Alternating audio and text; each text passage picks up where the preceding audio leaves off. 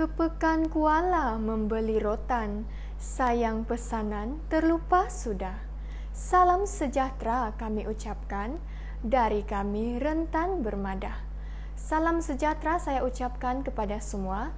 Kami dari kumpulan Rentan Bermadah, pelajar PISMP BMSJ KC 3 akan membentangkan hasil KPPB bagi kursus BMMB 3063, Kaedah Pengajaran Bahasa Melayu Sekolah Rendah dan kursus BMMB 3073, Pengajaran Kemahiran Bahasa Melayu Sekolah Rendah.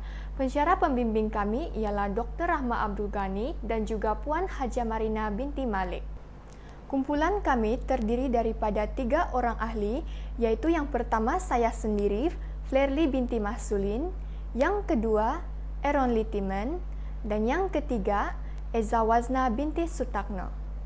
Baiklah, terlebih dahulu saya akan membentangkan hasil pembelajaran bagi kedua-dua kursus ini, yaitu kursus BMMB 3063 dan kursus BMMB 3073. Baiklah, hasil pembelajaran bagi kursus BMMB 3063 ialah menghubung kaitkan strategi dan pendekatan modul bertema dalam simulasi pengajaran dan pembelajaran secara berkumpulan. Manakala bagi kursus BMMB 3073 membina bahan bantu belajar bersumberkan teknologi maklumat dan komunikasi TMK bagi pengajaran dan pembelajaran kemahiran bahasa bagi pembentangan secara berkumpulan.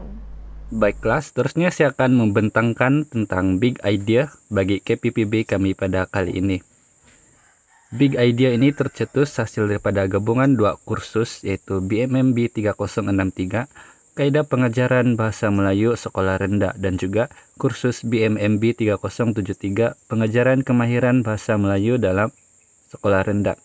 Jadi hasil daripada gabungan 2 subjek ini, tercetuslah Big Idea, yaitu pemanfaatan digital mengangkat bahasa Melayu ke peringkat antarabangsa. Oke, seterusnya saya akan membentangkan persoalan kepada Big Idea. Persoalan yang pertama ialah sejauh manakah digital dapat dimanfaatkan untuk mengangkat bahasa Melayu ke persada antarabangsa. Persoalan yang kedua ialah sejauh manakah masyarakat memanfaatkan digital untuk mengangkat bahasa Melayu ke peringkat antarabangsa. Dan persoalan yang terakhir ialah bagaimanakah media digital digunakan untuk mengangkat bahasa Melayu ke peringkat antarabangsa. Seterusnya, kerangka konsep KPPB bagi subjek BMMB 3063 dan BMMB 3073. DSKP yang kami gunakan ialah DSKP Bahasa Melayu tahun 2 bagi kemahiran membaca. Standard kandungan yang kami gunakan ialah standard kandungan 2.1, yaitu asas membaca dan memahami. Standard pembelajaran yang kami gunakan ialah standard pembelajaran 2.1.1, yaitu membaca dengan sebutan yang betul dan intonasi yang sesuai bagi perkataan dan ayat. Pendekatan dan strategi yang kami gunakan, yang pertama adalah pendekatan berpusatkan bahan, pendekatan berpusatkan murid, strategi kemahiran berfikir, dan strategi kecerdasan pelbagai.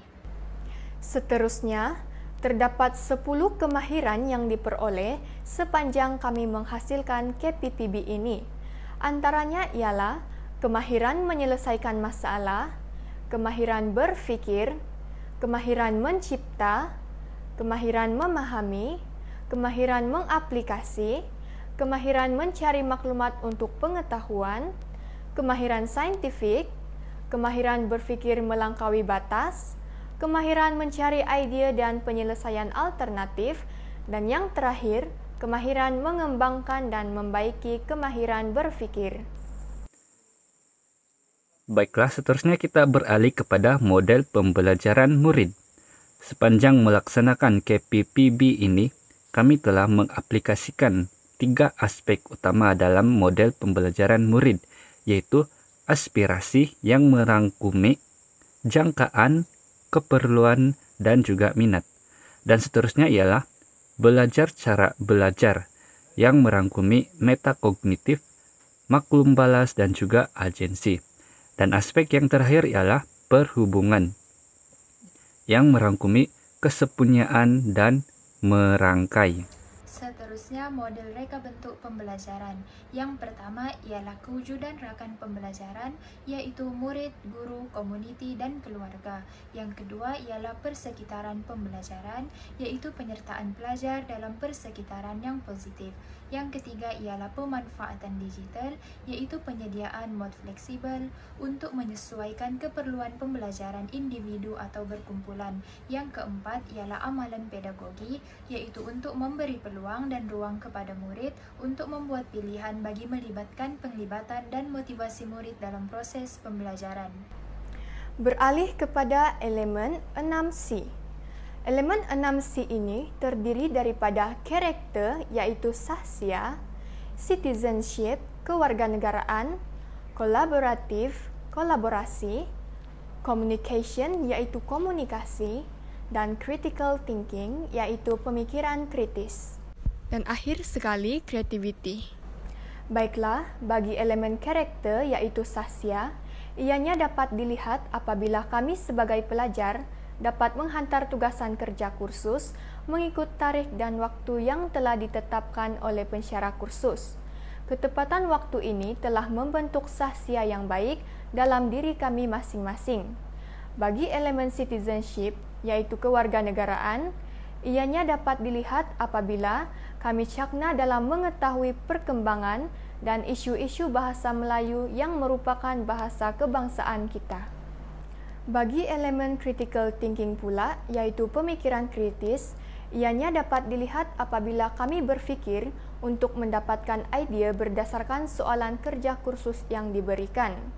Elemen creativity pula dapat dilihat apabila kami kreatif dalam membina bahan bantu mengajar yang bersumberkan teknologi maklumat dan komunikasi TMK. Akhir sekali, bagi elemen kolaboratif dan komunikasi pula, ianya dapat dilihat apabila kami rakan sekumpulan berkolaborasi dengan ahli kumpulan yang lain untuk mendapatkan idea serta berkomunikasi dengan pensyarah dan rakan-rakan yang lain. Seterusnya ialah kerangka kerja 3I. Yang pertama ialah engage. Teknologi membolehkan pelajar memberikan tumpuan kepada tugasan. Seterusnya, memotivasikan pelajar untuk memulakan proses pembelajaran dengan menggunakan teknologi. Yang kedua ialah enhance. Teknologi membolehkan pelajar membangunkan kefahaman mendalam mengenai kandungan pembelajaran. Yang ketiga ialah extending, yaitu menghubung-kaitkan pembelajaran dengan pengalaman hidup melalui teknologi. Baiklah, seterusnya kita beralih kepada model 3R. 3R ini mewakili rigor, relevance, dan juga relationship. Seperti yang kamu nampak dalam gambar raja di bawah, terdapat 4 petak yang ditandai dengan huruf E, B, C, dan D. E ialah pemberolehan, B ialah aplikasi, C ialah asimilasi, dan D ialah adaptasi.